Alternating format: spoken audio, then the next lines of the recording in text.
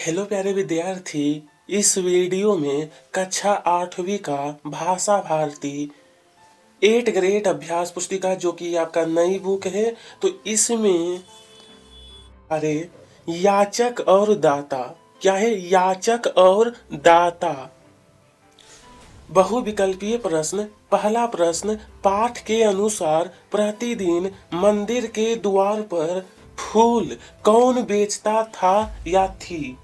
Option में दिया गया है पुजारी, दर्शनार्थी, वृद्धा, मुनीम जी। इसका सही आंसर है वृद्धा। ठीक है, वृद्धा। याचक और दाता कहानी में वास्तविक याचक किसे माना गया है? किसे? तो यहाँ पर बोला वृद्धा, सेठ जी, मोहन या फिर मुनीम जी।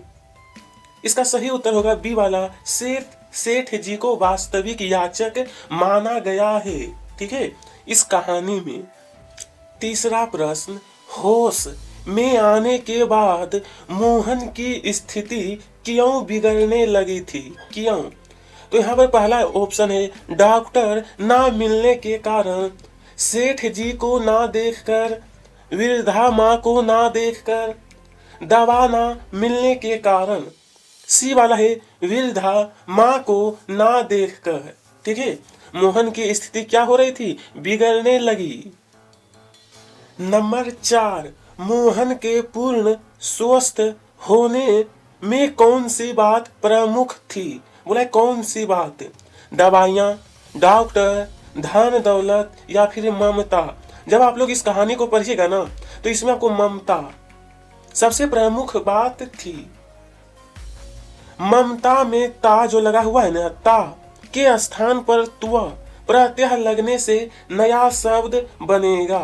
ममत्व, ममत्व, ममतात्व या फिर मामत्व।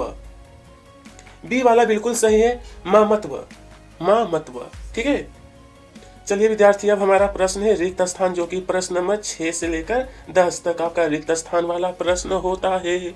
चलिए, रिक्त स्थान, साहित्य के नोबेल पुरस्कार से सम्मानित भारतीय रविंद्रनाथ ठाकुर। रविंद्रनाथ ठाकुर, देखिए यहाँ पर भी लिखा हुआ है ना, रविंद्रनाथ ठाकुर। निरुत्तर शब्द में प्रयुक्त उपसर्ग। इसमें जो उपसर्ग है आपका नीरू जो है ना शब्द उपसर्ग है। माँ की ममता ने औषधि का काम किया। ठीक है, सेठ बनारसी दास अपने बेटे के लिए वृद्धा माँ के आगे याचक बनकर खड़े थे। क्या बनकर? तो याचक। प्राणों के लाले परना, प्राणों के लाले परना, ये क्या है? एक मुहावरा है। ठीक है, मुहावरा।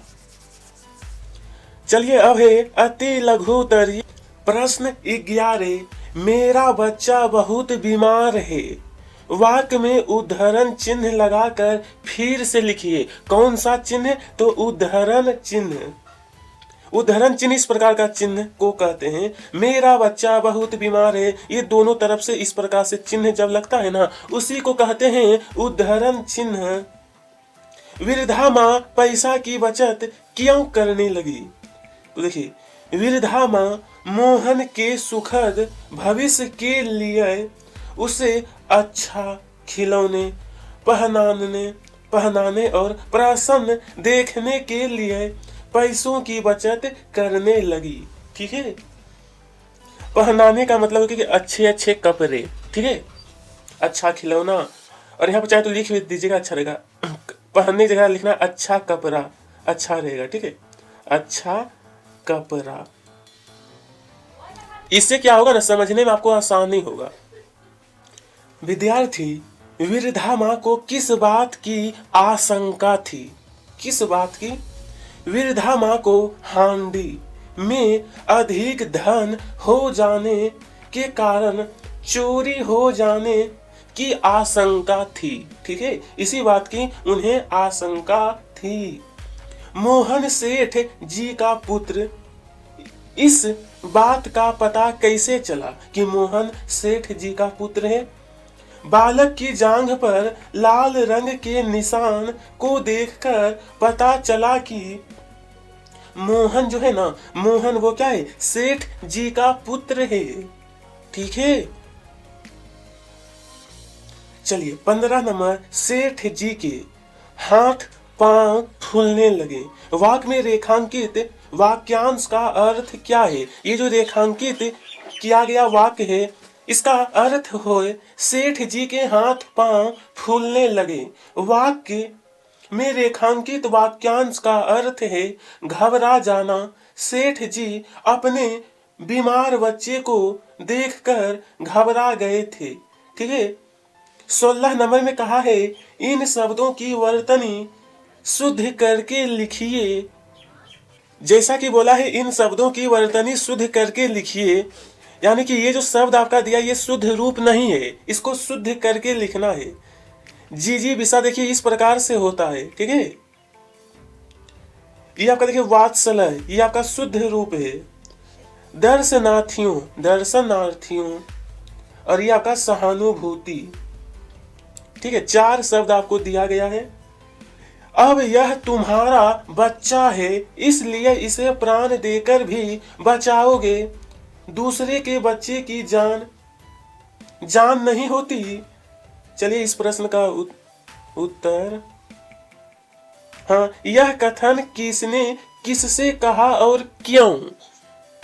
इसका उत्तर, यह कथन वृद्धा माँ ने सेठ जी से कहा क्योंकि सेठ जी ने अपने बेटे मोहन को पहचान कर उसे बचाने का प्रयास किया, जबकि उन्होंने पहले उसकी परवाह नहीं की थी। ठीक है, बच्चे के मिलने के बाद वृद्धा माँ के जीवन में क्या परिवर्तन आ गया था? परिवर्तन पूछा गया है। ये जो बोला ना कि क्या परिवर्तन आया, तो देखिए बच्चे के मिलने के बाद वृद्धा माँ का ममत्व जाग गया। उस बच्चे को पाकर वृद्धा माँ में वात्सल्य की तरफ बढ़ने लगी। इस तरह वह चाहने लगी कि वह काफी लंबे समय तक जीवित रहे। अब वह पहले से अधिक मेहनत करती थी। बच्चे की वजह से वह अपने घर शीघ्र लौटने लगी। अब ये दीर्घ उत्तरीय प्रश्न, सेठ जी को की पहचान देवभक्त और धर्मात्मा के रूप में थी। आप इस बात से सहमत हैं या नहीं? सहमत हैं या नहीं? उसके बाद कहा गया था कारण सहित अपने विचार लिखिए। अपने विचार नहीं, क्योंकि उसने वृद्धा माँ को बहुत परेशान किया था। वृद्धा की बचत के पैसे उसने नहीं लौटाए। वृद्धा माँ के बार बार विनती करने पर भी उसे तनिक भी दया नहीं आई। उसका दिल पत्थर के समान, उसका जो दिल है पत्थर के समान था। इस असहाय बच्चे पर भी उसे दया नहीं आई। इसलिए सेठ जी की पहचान देवभक्त और धर्मात्मा के रूप में नहीं थी। देवभक्त और धर्मात्मा के रूप में नहीं थी। ठीक है, इस तरीके से प्रश्न नंबर 19 का उत्तर लिखना है। प्रश्न 20, वृद्धा माँ के आंसुओं में फूलों का मकरंद और ममता की गंध थी। इस कथन का आशय लिखिए। तो चलिए इस प्रकार से आपको लिखना है, वृद्धा माँ के आंसुओं में फूलों का मकरंद और ममता की गंध थी। इस कथन का आशय है कि वृद्धा ने अपने पुत्र समान बालक को सेठ जी को सौंप दिया था। वृद्धा की आंखों में आंसुओं का सैलाब उमड़ रहा था। वृद्धा ने पुष्प के मकरंद के समान अपने ममता रूपी आंसुओं से सेठ के महानता, बोला गया सेठ के महानता रूपी गुण को उनसे छीनकर अपने अंदर समाहित कर लिया था।